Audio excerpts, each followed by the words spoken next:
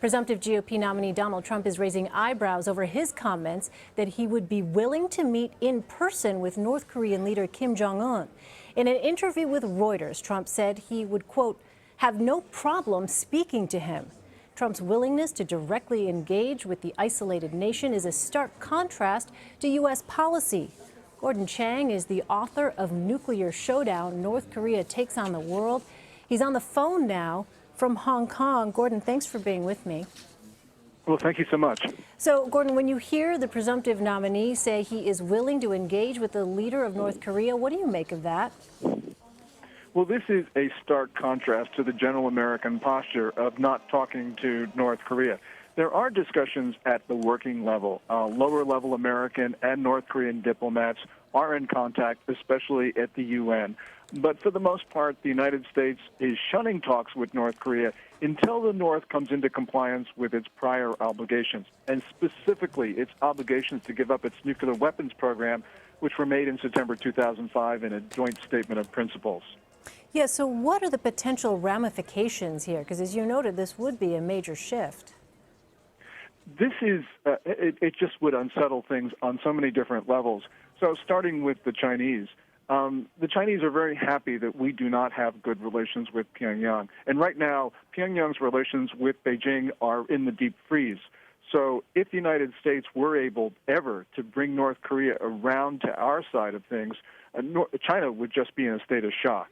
That, of course, is not going to happen because the North really wants to develop its nuclear weapons and long-range missiles in violation of every UN rule. And so essentially there are a lot of disagreements between the United States and North Korea. Just one side note, of course, President Obama, when running in 2008, said that he would talk to any dictator or autocrat. So this seems to be a general statement and posture of people who want to be president, but people who are actually president. President Obama has not met with his North Korean counterparts, and that's, I think, an important statement of where we are. Yeah, that's a very important point. I'm just curious here, Gordon, you have studied North Korea, you've studied Kim Jong Un. What would his posture be if such an option to talk to the President of the United States were presented to him?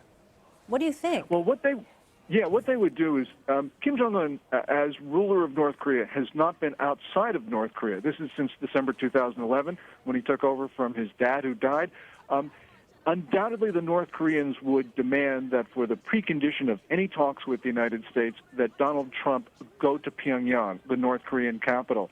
And the North Koreans would play this as the foreigners, especially the United States, paying tribute to the North Korean leaders. So this is something that we would want to avoid. If there were ever to be discussions with Kim Jong Un, we would have to make sure that they occurred at least on neutral territory, or better yet, in the United States.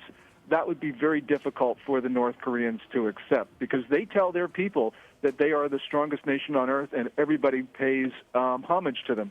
So this would be hard for North Korea to do, as well as hard for us to do. Yeah, can't even begin to imagine the protocols that would be involved. So we're having this discussion at a time when South Korea, the United States, and Japan are set to hold their first joint military training next month, focused on cooperating to detect signs of missile launches from North Korea. And this is according to a Seoul defense official. So these drills are set for around June 28th. With that backdrop, how difficult would it be to change the United States' posture, attitude towards North Korea? Yeah, if there were ever to be talks between President Trump and Kim Jong Un, they would have to occur, though we would not change our support for South Korea, we would not change our military posture on the Korean Peninsula. We would continue these drills that we hold each year, and certainly we would be increasing our missile defenses because North Korea is increasing its capabilities to put a nuclear weapon on American soil, which, you know, they can actually probably hit Alaska and the west coast of the United States with a launcher. They may not be able to do that with a nuke. So regardless of whether there are these discussions at the highest levels, we are going to continue our defense work, including these missile drills.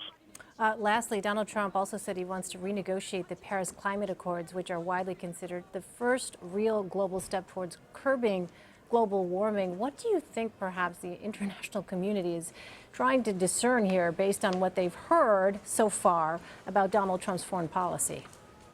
Yeah, this is a renegotiation of the Paris Accords isn't going to happen, and largely because the commitments that countries have made to Paris have really been ones that they've developed themselves in their national plans.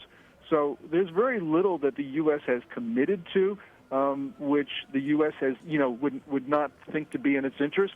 So the Paris Accords are fairly weak in this regard, and so I don't see that there's going to be a renegotiation because there's nothing really to renegotiate.